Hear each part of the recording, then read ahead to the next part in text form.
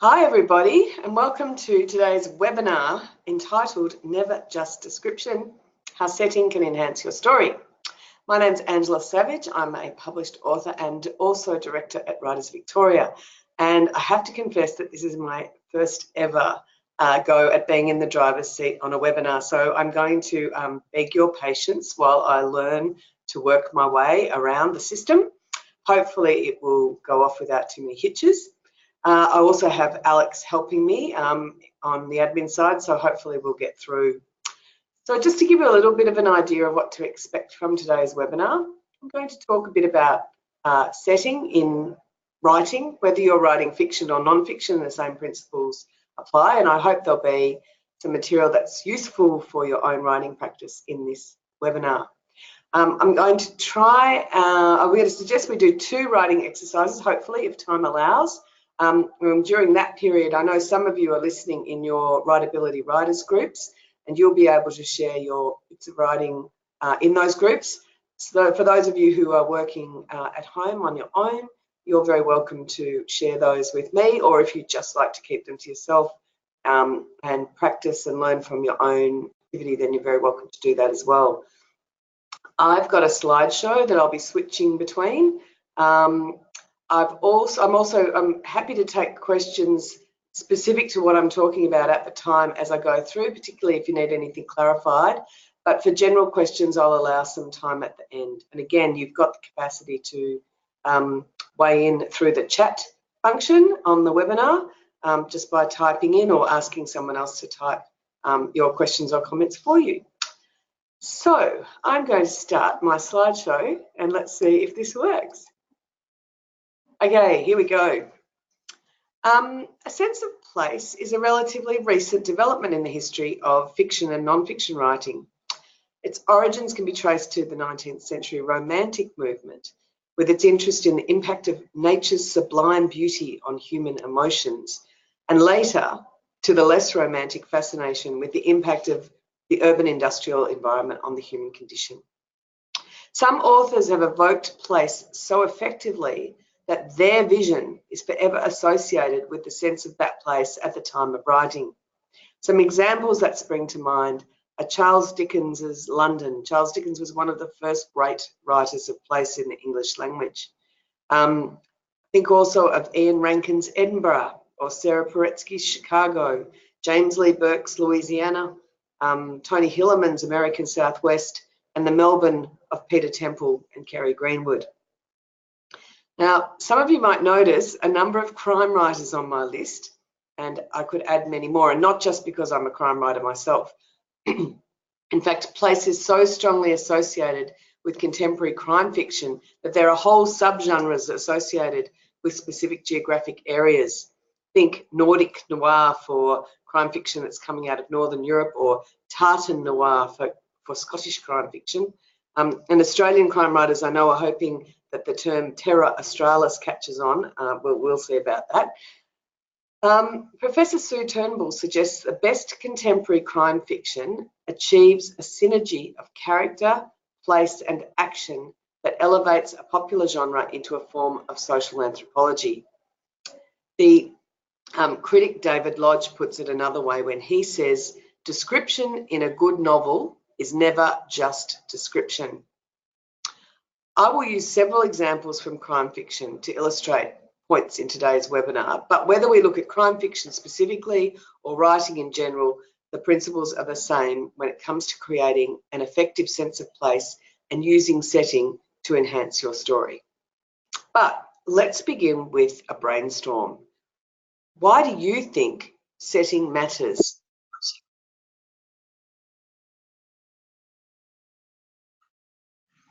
I'm waiting on your ideas here. Please feel free to type them in and send them to me. Why do you think why does setting matter?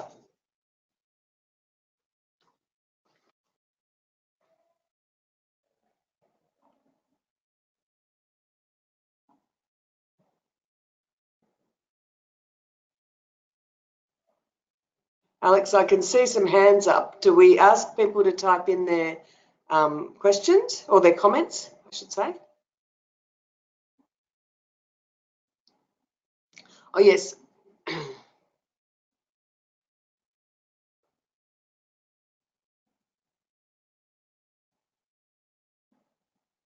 So you can use, just a reminder that you can use the chat box or the questions box to comment.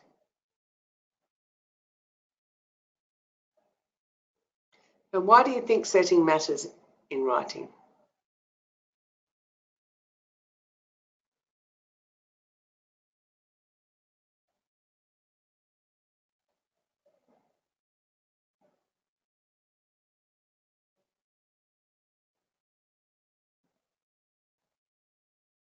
Anyone have any ideas? Or are you all feeling a bit shy this morning?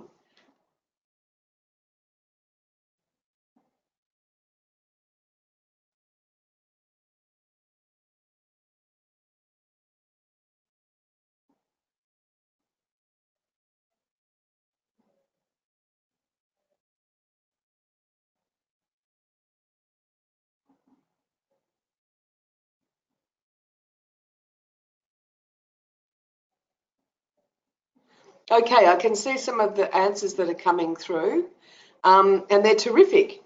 We've got comments that say, you're all the reader has. So in other words, you're what puts them in the story. Setting helps a reader to envisage themselves in your story. It can also dictate the kind of crime if you're writing a crime story, very good point. Setting sets the tone and atmosphere of the story. It helps us imagine. It guides and sparks the imagination of the reader and allows the reader to connect more with the story. Beautifully put. It anchors the story for a reader in time and place. Again, echoed by this comment from Veronica about helping the reader to visualize place and time. It gives you a picture and a guideline, a whisper about tone, beautifully put. It can set up the genre.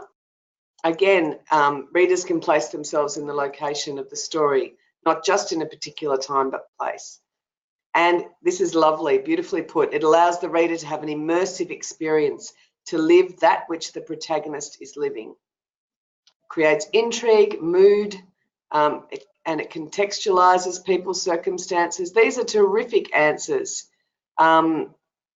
Provides inspiration. It's closely linked to character. All right, this is fantastic. So character has to move through the setting and lets the reader know about how a character feels, and characters and what they do are affected by setting. These are terrific points, and these are all things we're going to cover in a little bit more detail in the webinar. So I'm just going to work out how to get rid of that text box now. Maybe I'll just take it over here for now. Perfect. Okay, so just to summarize, pretty much you picked up all my points, but I'm just going to summarize in dot point form. So a strong sense of place at its most straightforward orients the reader to the where and when of the story.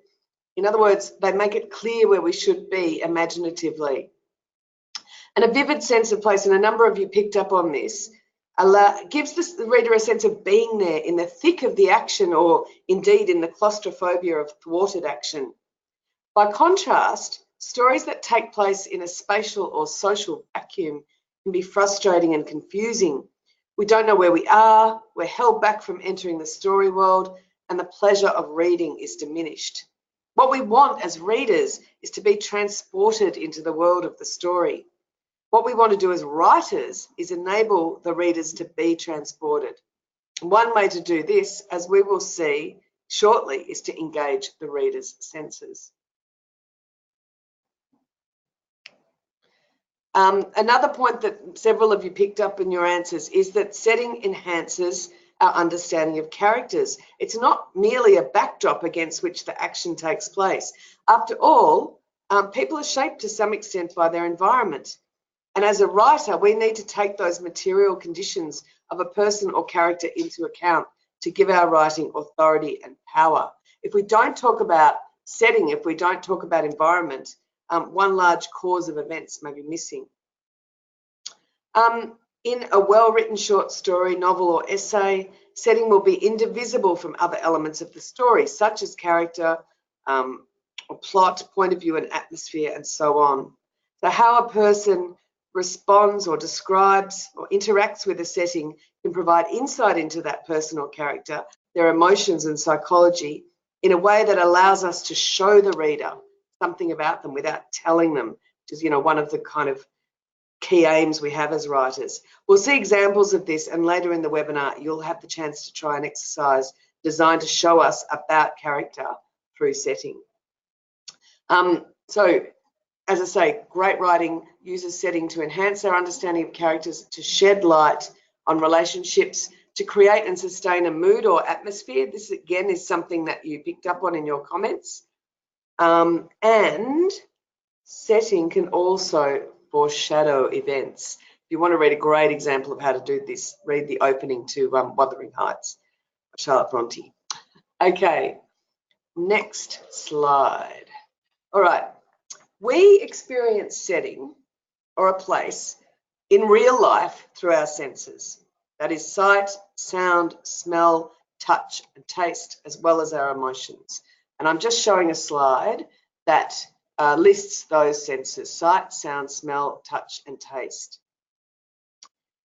Of course, our individual circumstances influence how much we rely on different senses to experience a place, and an injury or disability might affect one or more of our senses, for better or worse.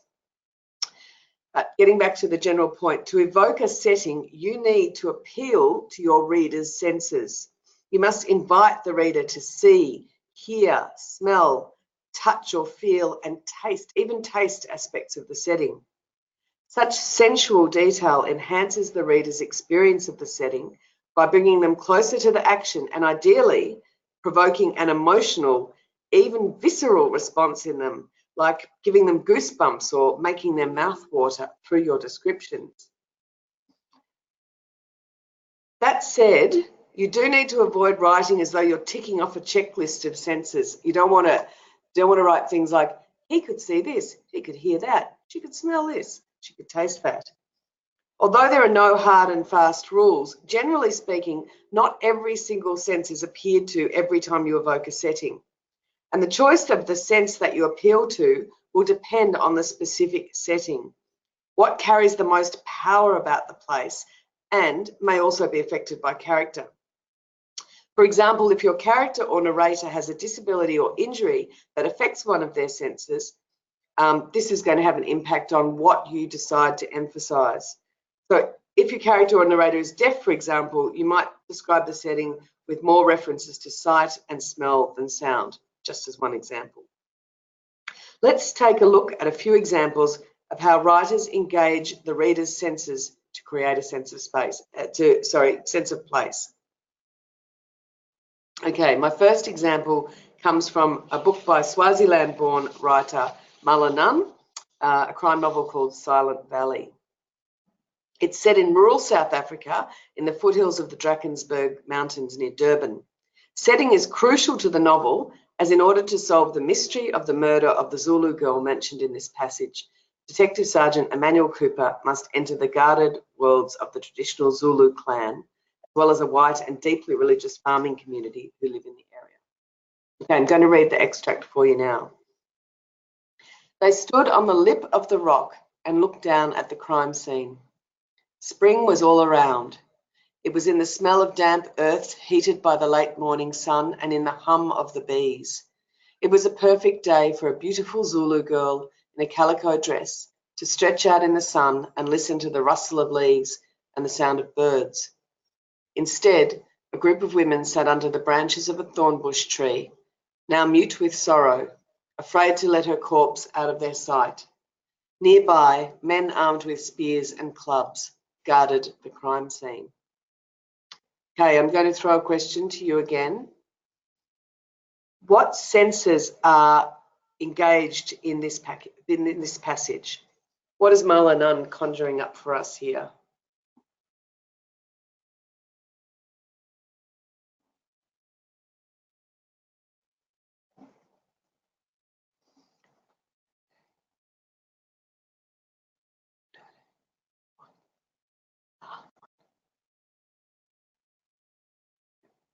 Okay, lovely. I can see your responses coming through. So we can I'm just sorry. I'm still learning to drive, remember? And if I tell you I don't actually drive in real life, that gives me even more of an excuse, right? Okay. She's conjuring sight and smell, the smell of damp earth. We've got smell, sound, and touch or feeling. We've got the warmth of the sun. Good point. We can see touch through the damp earth. We can feel the time and season. We've got sorrow as well, an emotional response. There's the sound in the hum of the bees. We've got smell, sight, sound, compassion. This is actually quite a busy paragraph. And even though I said before that you don't normally evoke all the settings in one go, she's actually had a really good go at this. And it's one of the reasons why this short package for me brings the scene so vividly to life. Again, we've got the sound with the rustling leaves, the hum of the bees, the feel of the warmth of the sun. A comment here that it guides and sparks the imagination of the reader and allows the reader to connect more with the story. The smell of damp earth, the sound of bees juxtaposes the loveliness of spring with the horror in life. And that's a really great point that I wanted to come back to. In fact, you've anticipated my next question. Well done. I think that's Daniela and Jessica and Chris, indeed. What we're seeing is a contrast, aren't we, between the beauty of the setting and the sadness of the event that's taken place there, which actually then adds to the poignancy. And Scott's group have made a comment about thornbush being a tactile image, and this is a really important point too, because note how specific the descriptions are. There's the calico dress and the thornbush tree and the spears and the clubs. Why do you think Marlanun's chosen those particular images? What do they conjure up for us? Very African. Well done, Caitlin's group. We are immediately transported. We know we're in Africa when we read these details. And there's also, as Suya Lee has weighed in to say, there's a foreshadowing of violence in there as well. Sense of sharpness or discomfort or threat. And those details do draw the eye down into the detail of the story. This is a really important point when you're seeking to create a vivid setting, and that is that we are much better engaged by the choice of specific detail than by vague generalizations, okay? So I want you to take away that first, well, it's actually the second, I guess, lesson of today's webinar, the first being to engage the senses and the second to be specific. So instead of writing about flowers and trees, for example, mention a specific flower or tree, as Marlanun does here. By using just that one detail of the thorn tree, she transports us to Africa. Think about how a detail like kangaroo paw or banksia or lily pilly will immediately conjure an Australian setting. Okay, let's have another look at a writer who invokes the senses and look at what he does. This is from Indigenous Australian author Archie Weller's short story, Going Home. 16 years old, last year at school. His little brother Carlton and his cousin Rennie Davis down beside the river on that last night before he went to the college in Perth, where all three had had a goodbye drink with their girls beside them. Frogs croaking into the silent, hot air, and some animal blundering in the bulrushes on the other side of the gentle river. Moonlight on the ruffled water, nasal voices whispering and giggling, the clink of beer bottles. Okay. What senses does Weller appeal to in creating this scene?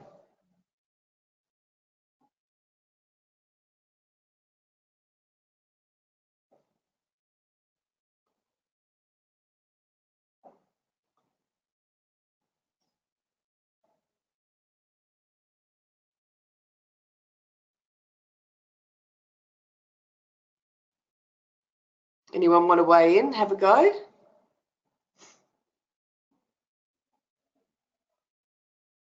Taste, we've got beer, we've got the sound of the frogs, we've got touch through the warmth, and we've got visual images, sight engaged by the light, particularly the moonlight, the ruffled water. Suya's mentioned sounds of croaking and clinking. And Jessica's group have noticed great sounds emphasised by the darkness somehow makes them louder and more obvious. Jessica, your group is right on top of this. Again, you have done a beautiful job of anticipating the next comment I was going to make, which is that in the paragraphs that open this story, that come just before these ones, Billy, from whose point of view the story is told, is driving down a never-ending highway on his way home to a remote area of Western Australia. And of course, as you've anticipated, this is why Weller, the author, has chosen to emphasise what Billy, Carlton, Rennie and their girls can hear, because of course they're out in a very remote and dark area.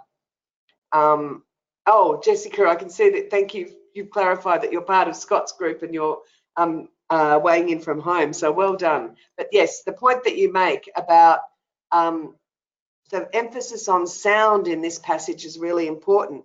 And what Weller has done is he's chosen to emphasise sound, not to the exclusion of other senses, but over the other senses, because it's most appropriate to the setting. And again, that's another question to ask yourself when you're evoking a setting. Like, what sense is most likely to be engaged? I did an exercise in another class where I asked them to say, I asked the participants, you know, if you were writing about an abattoir, for example, which sense would you evoke? And that was really interesting, because one person said it would be all about the sound for them. It would be the sound of the sawing of bone. Another person said it would be all about the smell, which would be overwhelming. And a third person who'd actually lived near an abattoir and walked past it every day on their way to school said the sense that stayed with them, the memory that stayed with them, was the taste of metal in the back of their throat. So there's no one answer to this question of which sense is best engaged, but it is about thinking for yourself in terms of your own writing, which one am I going to choose, or what am I going to emphasise over the others. I've got one more quick example before we go to an exercise, and it comes from Nick Gleason's memoir, The Many Ways of Seeing. Here we go. The desert has its own special energy. The longer I stayed there, the more I became aware of it. We saw no big wildlife, no camels, emus, dingoes or kangaroos. However, their beautiful footprints on the salt lakes were like a braille map for me. My feet told me many messages about the desert, as the sound of my steps changed with the surface of the ground. Sometimes my feet sounded steps of crunchy salt, sometimes of soft, forgiving sand. Other times there was a hard sound under my feet as we crossed a clay pan area. Okay. What senses does Gleason appeal to in creating this scene?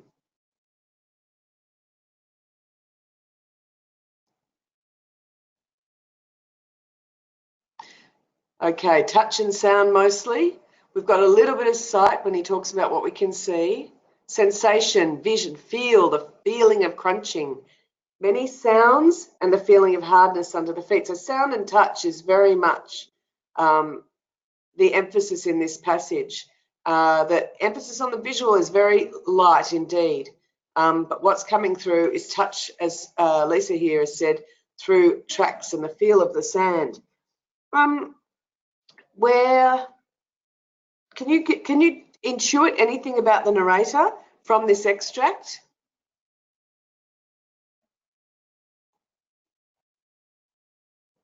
Do you want to make any guesses about the narrator? Well done. So Chris and June, yes, you are correct. He is blind. He mentions Braille. That's a bit of a giveaway, but also I think and the fact that of course the memoir is called The Many Ways of Seeing. But what we do, and yes, he's Australian as well because we've got those details. We know from the mention of emus, dingoes and kangaroos in particular that we're in Australia. And I cheated a little bit and removed the reference to the Simpson Desert in the opening line. But this is actually, Nick's memoir opens with his memory of trekking across the salt lakes of the Simpson Desert. And I think what's so beautiful about this passage is that Nick doesn't need to tell us he's blind. He shows it to us in the way that he sees the landscape through touch, sound, and memory. Yes, as Kate points out, the change of feeling underfoot, the senses in the change of landscape. I think it's a really beautiful passage and a really, emblematic of a beautiful way of seeing. Now, in the first exercise, I hope you'll have fun with this. The fact of the matter is, we often rely overly on the visual in our writing to conjure an image or a setting. Now, the people in your groups, those of you who are blind or vision impaired, are actually going to have an advantage over the others when it comes to this exercise, which is called Sightless. Okay, I think those of you in the writability groups, your mentors should have a handout for you that will assist with this exercise. For the others, I'm going to just read out the instructions. They're pretty straightforward. Okay. You are going to write for 5 minutes on one of the topics listed below using whatever point of view you choose. You can write it in the first person I, you can write from he, she, they, it doesn't matter. You can imagine a character or you can use yourself as the narrator. But you are strictly forbidden from registering any detail in terms of the sense of sight. You can evoke all the other senses, sound, smell, taste, touch or physical sensation, but not the visual. And again, choose the senses that to your mind best fit the scenario. So here's the scenarios, and you need to pick one of these to write about, one only, okay? In the desert, stormy weather, a sports event, and you can choose whichever sport you like, farmer's market, clothes shop, school, hide and seek in the house, in the garden, or hospital. Now you'll have 5 minutes to write and then 5 minutes to share a few examples in your groups, in your writability groups. Those of you who are at home on your own, if you want to send me in your examples, by all means do, but you're not obliged to. The thing to do is don't tell each other, don't tell the group which setting you're choosing to evoke. Let them try and guess when you read it out, okay? And also be ready, because this happens, to jump on people who accidentally mention visual images, okay? So I'm going to give you 5 minutes now to do the activity, and then I'll tell you when 5 minutes is up, and you can then discuss amongst your groups or send your extract into me, and then we will come back together for the next part of the webinar. Feel free to send me in any questions if anything's unclear.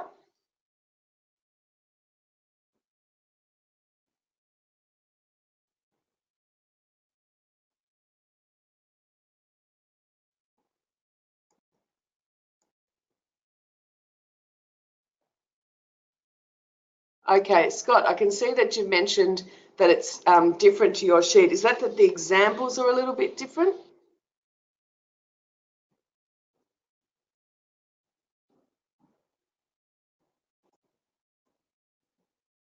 Okay, just go with whichever, you can go with the examples that are on the sheet. I'll double check that while you're all writing, just so I've got the same list. I do apologise for any inconsistencies. Those of you at home, feel free to use the ones that are on the slide.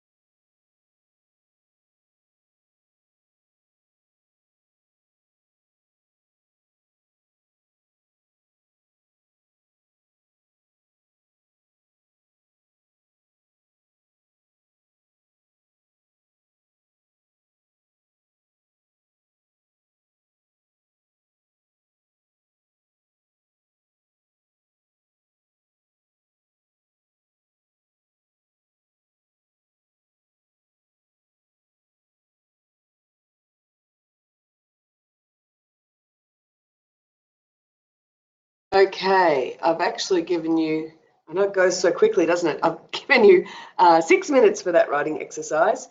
These things are pretty quick and deadly, and by all means, you can have another go at it on your own. But if those of you in the writability groups would like to now share your writing with each other, as I said, don't tell each other what you have chosen. Just try reading them out and see what you can guess from that. And I'll have a look at some of the ones that are coming in, okay, to me. Thanks, June, for yours.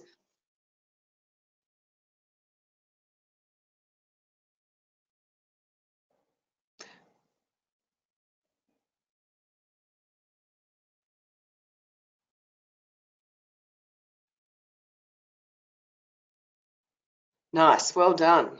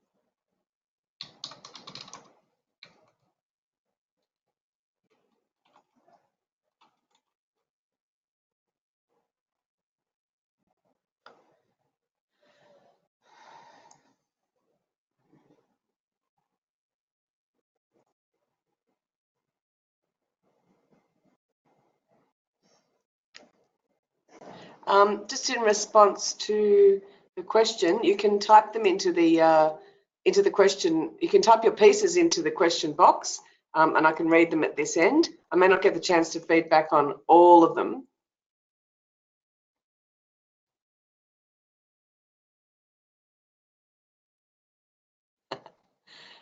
Uh,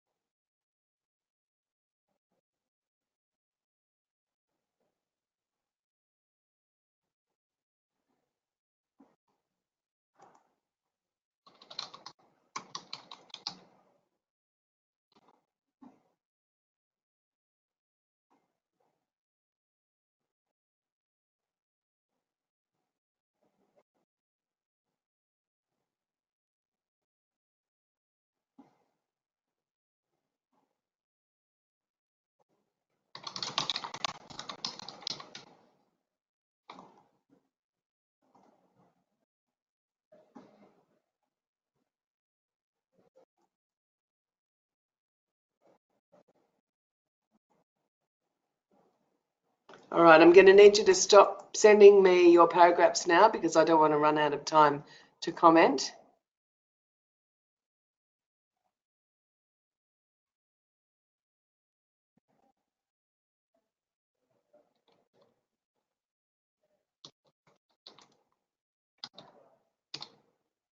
There's some beautiful work coming through here. Well done. Everyone's done a really good job of this activity.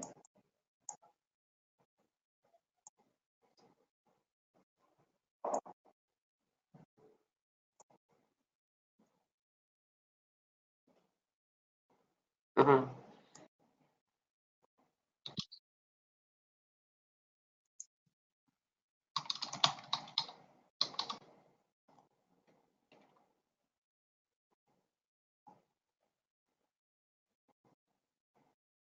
All right, just wrap up your conversation now in your groups.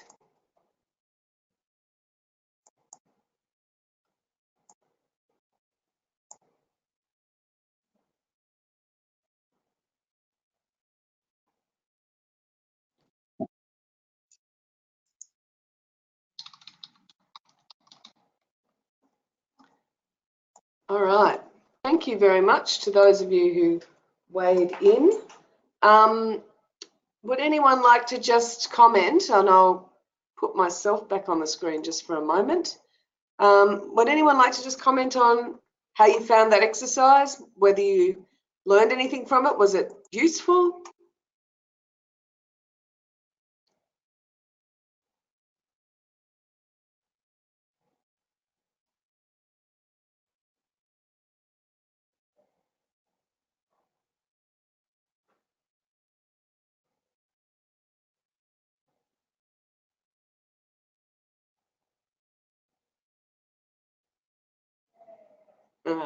Okay, so good, need to practice exercises like this.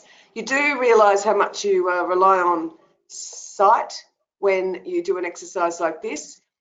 And I'm just reading through some of your comments. You had to think about focusing on other senses, and it's another aspect of writing that makes you think.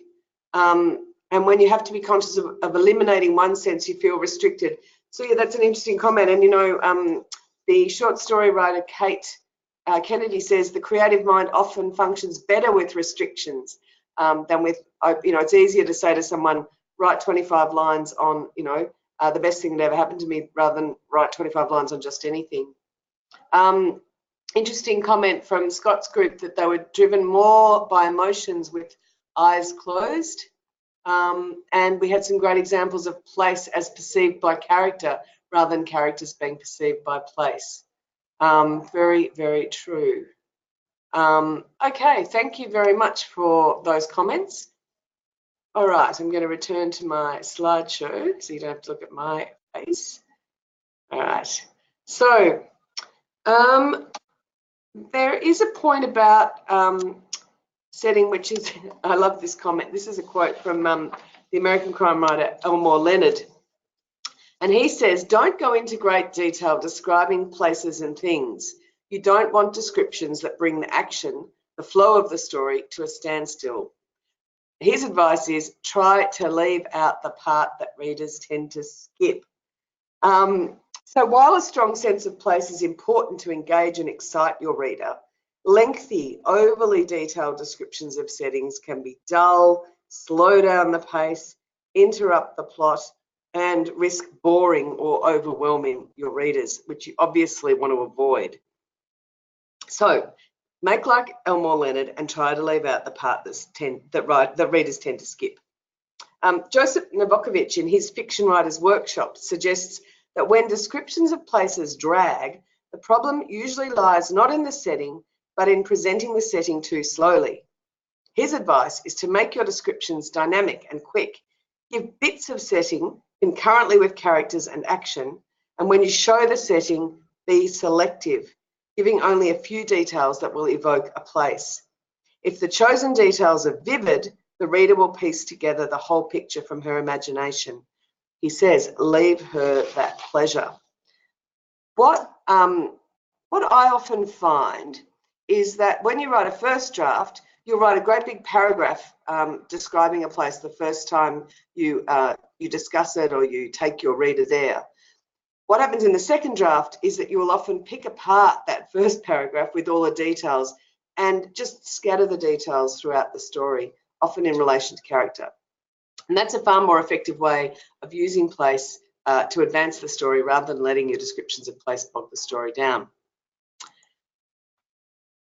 We're going to move next on to the subject that a few of you have anticipated, because one way of avoiding sacrificing plot or pace is to use your descriptions of setting to shed light on character. Now, there are a range of techniques, my apologies, going backwards. There are a range of techniques that you can use, or devices, for doing this. You can use what's called the pathetic fallacy, that is describing nature or the setting in ways that reflect human emotions. Pathetic here stands for imparting emotions to something else, not as in, oh, that's really pathetic writing. No. Or you can use description of place as a metaphor for character or even relationships. And we will look at some examples of this shortly. You can show a character navigating, interacting with, and or reflecting on the environment in ways that shed light on their personality. What you're aiming for here is a synthesis of setting, character, and action. I think if we remember back to that beautiful extract from Nick Gleeson, we get a sense of what a thoughtful person and what an appreciative man he is of the natural environment from the way that he describes the feeling of the different surfaces beneath his feet.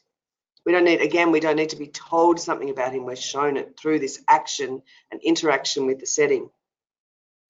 And this picks up on a point about adhering to the principle of showing and not telling, presenting people by what's around them. So I think probably one of the most famous scenes here is Miss Havisham's wedding in Charles Dickens, who we mentioned earlier, where our insight into Miss Havisham is presented by the dusty spiderweb encrusted wedding banquet that's on the table around her. You can also use point of view to bring a place or person to life. For example, by exploring how different characters view the same place and or by showing how state of mind affects the perception of place. And we'll come to this example of this soon. And while you can use setting to resonate with the mood of a character, for example, an unhappy adolescent in an alienating urban landscape, equally, as we pointed out earlier in relation to the Mulla-Nunn example, you can use contrast to good effect by playing up the tension between a character and a setting. And in the Mulla-Nunn example, as I mentioned earlier, the contrast between the beautiful setting and the tragic event heightened the poignancy. Now, the same techniques that we can use to shed light on individual characters can also be used to shed light on relationships. Let's now look at a few examples of how this can be done. The first one comes from award-winning Australian writer, the late, great Peter Temple's first novel, Bad Debts. I'm going to read the extract for you. I turned off at Royal Park and drove around the university and through Carlton to the Prince of Prussia. It was one of the few pubs left in Fitzroy that still made a living out of selling beer. Most of the proud names had been turned into Thai Italian bistros with art prints in their lavatories. I parked a block away, two wheels on the curb in a one-way street, and made a run for the Prince. I could have found it by smell, 100-odd years of spilt beer. My grandfather used to drink there, so did my father. His dark, intense face is in the faded photographs of the Fitzroy Football Club sides of the late 1940s on the wall near the door marked Gents. Okay, now the character narrating this story, as some of you might know, is Jack Irish, a criminal lawyer, debt collector, football lover, turf watcher and trainee cabinet maker who embodies the suburb where he lives, which is Fitzroy in Melbourne's inner north east. Temple uses setting to show us Jack's character, interacting with and reflecting on the setting as a way of shining light on his personality. What does this extract suggest to you about Irish as a character and his relationship to Fitzroy?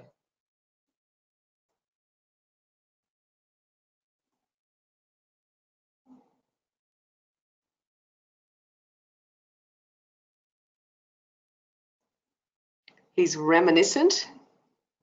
There's a bit of nostalgia there. There's a sense of generations of people, the family being in that place. A sense of history, as some of you have put it, and the pull to family ties.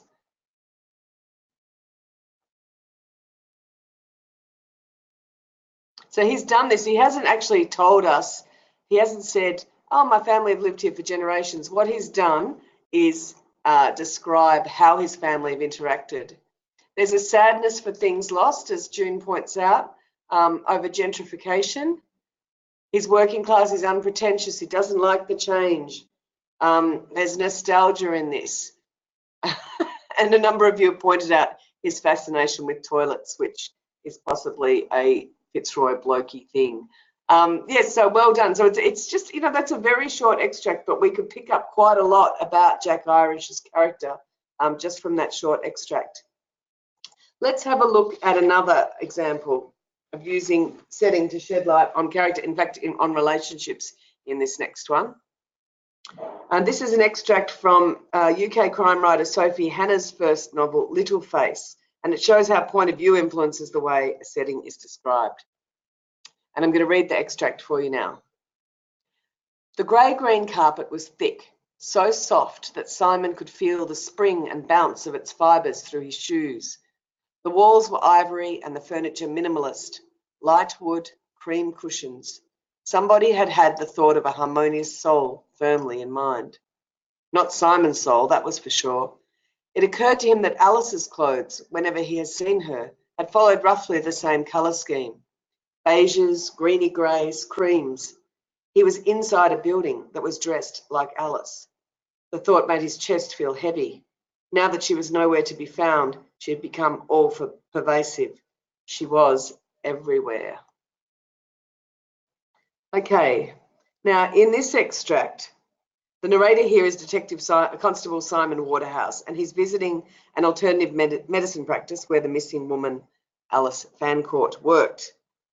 Hannah uses techniques such as personification, that is, giving the setting human characteristics, as well as dialogue between the character and the setting to transform the description of what's really quite an ordinary setting into something very dramatic.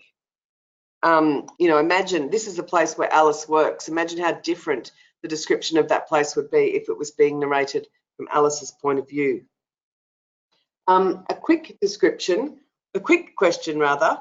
What does this extract tell us about Simon's state of mind and suggest about his relationship with Alice?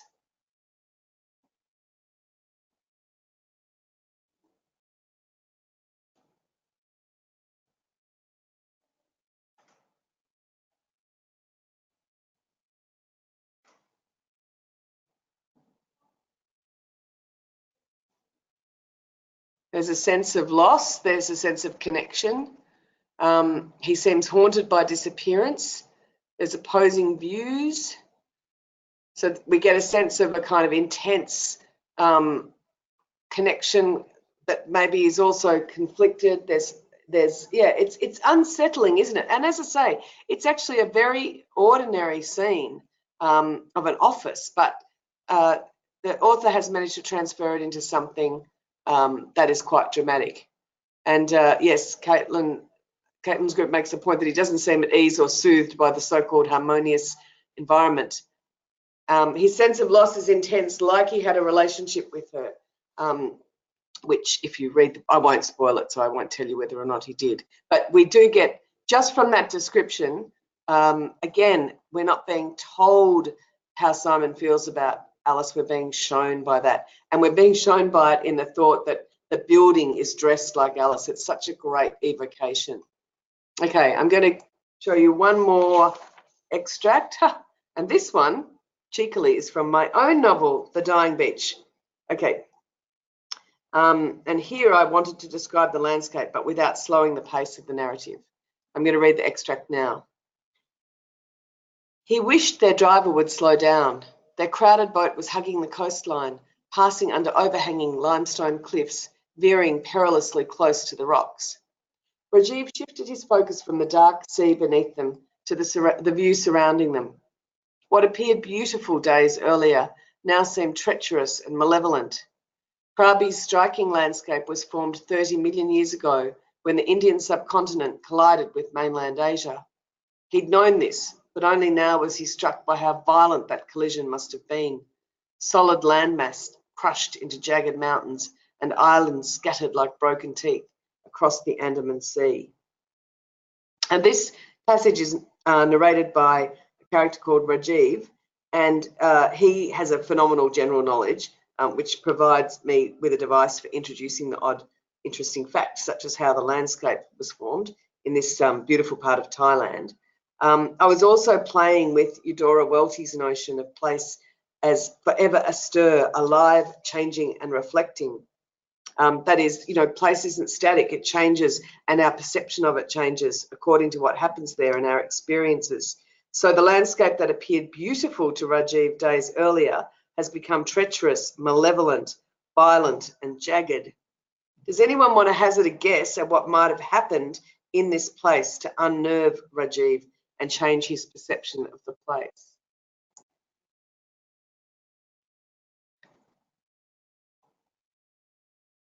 Thank you for that lovely feedback, Suya. Yes, you're onto it, Caitlin, Scott, Jessica. It's murder. So this beautiful place that they've gone to, they've discovered a dead body washed up on the seashore. It's just something that we crime writers do. We go to really beautiful places, we appreciate the landscape, and then in our imagination we start peppering it with dead bodies. I can't really explain it.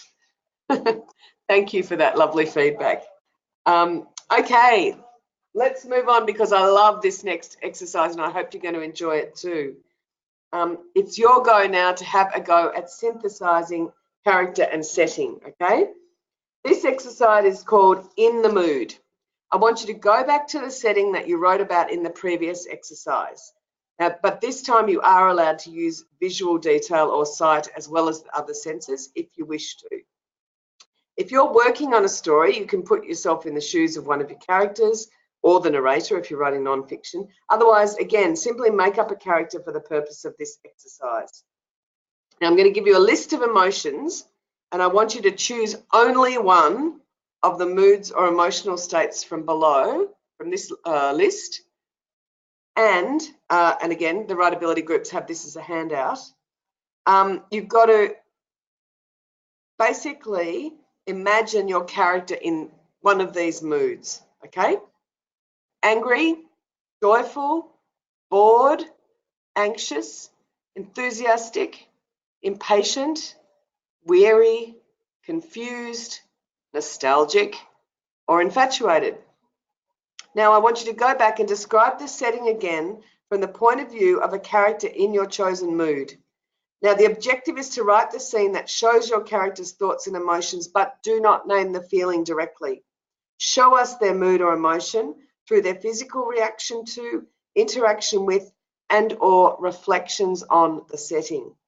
Do not use abstract adjectives or nouns that name the feelings. That is, don't write, he was angry, she was joyful. Instead, use concrete sensory details, description, action, thoughts, physical gestures, speech, etc. Okay, I'm just conscious of time, I'm going to give you 7 minutes for writing, and then again you can read aloud a couple of examples in your group. It doesn't have to be long, it can be 1 or 2 well-constructed sentences with the right detail that will give you that feeling, okay? Again, when you read out your work, don't tell your fellow writers what mood you've chosen. See if they can guess it, okay?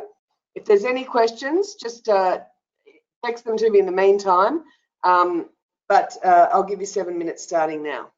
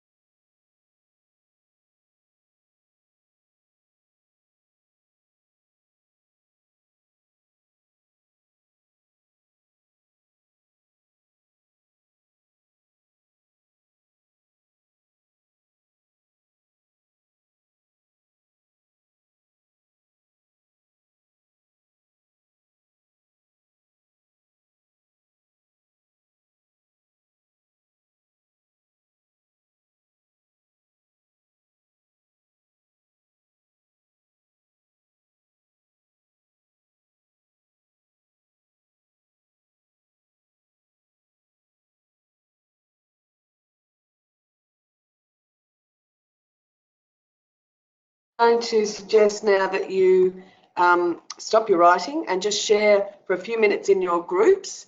I've already had 1 or 2 examples texted into me. We've probably got time for me to respond to a couple more, but please forgive me in advance if I don't get back to you on all of yours. Okay. So in your groups, in your writability groups, read your pieces out loud, but don't tell each other what emotion you are aiming for. See if your colleagues can guess.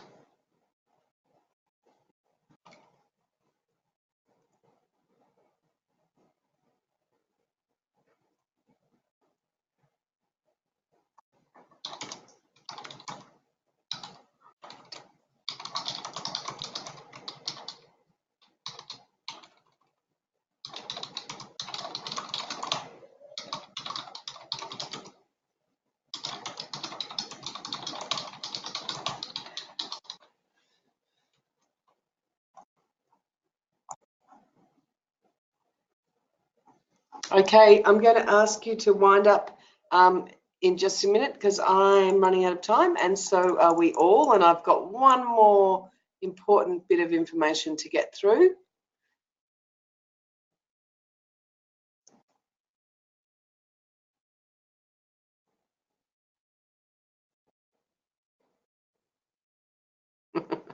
I'm just looking at these last ones. I'll just get a quick answer.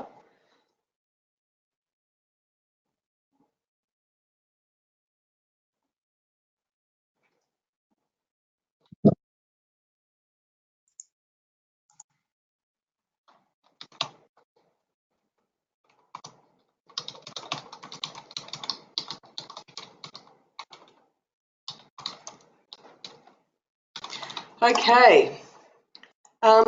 Thanks everyone. As I said, I do realise that these are quick and deadly exercises, but I do encourage you all to have another go at them in your groups or at home. Quick feedback on that activity. What did you think? What did you learn from it? Was it useful?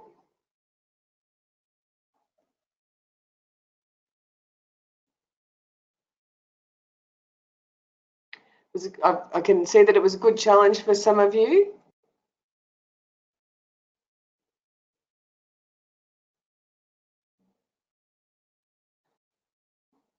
Great feedback. Oh, that's good. That was from me. Sorry, I didn't mean to read out that compliment. It was a good challenge. It was stimulating, enjoyable, and challenging. The mood writing, it's easier as a screenwriter. Sorry, useful, interesting to see different interpretation of emotions in the pieces that were read. Yes, that's great. It is really interesting the way that the line between anxiety and infatuation can sometimes be very blurred, or between weariness and anxiety because of the way that emotions manifest. It helped to think of an emotion that is limited as that limited the endless descriptions of stuff. Nicely put, Jessica. It helped things to keep succinct. Some people had trouble following the instructions and difficult to focus on just one emotion. Sometimes like mixed or more than one emerges. That's a very good point, Caitlin's group. I mean, for the sake of the activity, I get you to restrict it to one, but you're right, emotions are often a lot more blurred. So when you try the exercise again for yourself in your own time, feel free to give yourself a little bit more scope. Okay, I just want to finish up by recapping and emphasising a couple of quick points about the use of detail. So the first one that I mentioned earlier is to be specific. So specific means the difference between saying she could smell flowers and she could smell frangipani.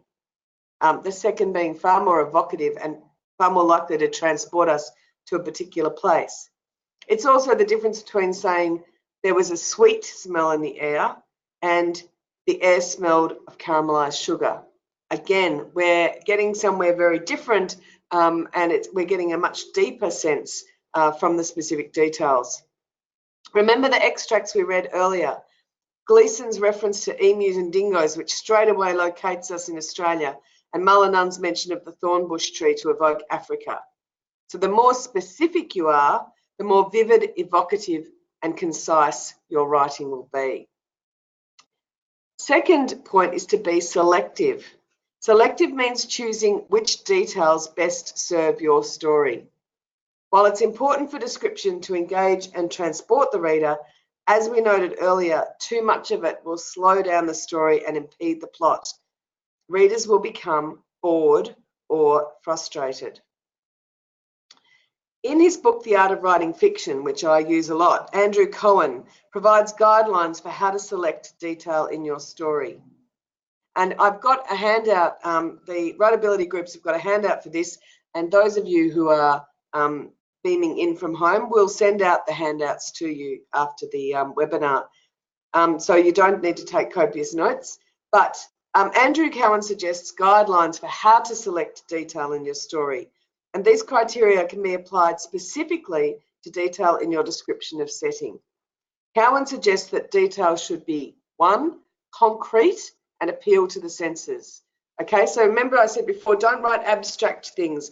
Rather than the air smelled sweet, be more precise. The air smelled of lavender, or the air smelled of caramelized sugar, or something else. And again, be thinking about how you appeal to the senses with that concrete detail. Detail should also advance or enhance the storytelling. This means that the detail should advance the plot, shed light on character and or relationships, contribute to mood, foreshadow events, and so on. If the detail doesn't do any of these things, likely as not, you will have heard this expression, you need to kill your darlings. So you can write beautiful work, you can write beautiful descriptions, but if it's not actually serving your story, you may well have to get out the red pen and do the editing. And the third thing Cowan suggests is that your details should signify or resonate at a thematic level, okay?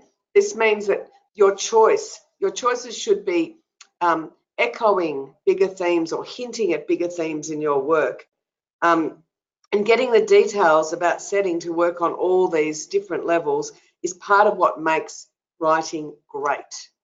Just a quick recap on, as an example of this, how you get the details resonating on a thematic level. In that extract from Archie Weller that we looked at earlier, there's that image of the boys on the riverbank, the frogs croaking, the animal blundering, and the bulrushes on the other side of the gentle river. This story is about a boy who crosses over, who leaves the remote area where he's been brought up and goes to the city. So there's this kind of coming of age story. At the same time, there's this underpinning malevolence, and the clink of the beer bottles in that opening section is revisited later in the story, where the boys go out drinking and they get picked up by the police. You can kind of imagine what happens. So again, Archie Weller's chosen details really early on in the story, which actually resonate in themes right to the end of the story. And this is another reason why I always say to writers, you'll never be able to write the perfect opening for your story until you've written the ending at least once, because it's only when you know what happens in your story that you can go back and refine those details to bring out the real power in your themes and story. Okay, I'm going to finish up just with a couple of contact details there. Feel free to keep in touch. I'm going to come back onto the screen. There we are. So thank you very much for being part of my first ever webinar. I hope you enjoyed it. I really enjoyed reading your pieces, and thank you so much for your active participation. That was really great. Oh, my hair's doing weird thing. After the webinar is over, Alex has handed me a cheat sheet. If you've registered through the GoToWebinar, you'll automatically be sent a link to the recording. And we will also send you the handouts, as I mentioned, by email. And we'll also be uploading the recording of the webinar to the Writers Victoria YouTube channel, oh my goodness, and to our website shortly. Finally, please feel free to email us with any feedback. Let me know what worked, what didn't. As I said, this was the first time for me, so I'm really keen to learn on how to do work this technology better. But in the meantime, thank you all so much for being part of this, and good luck with all your writing endeavours.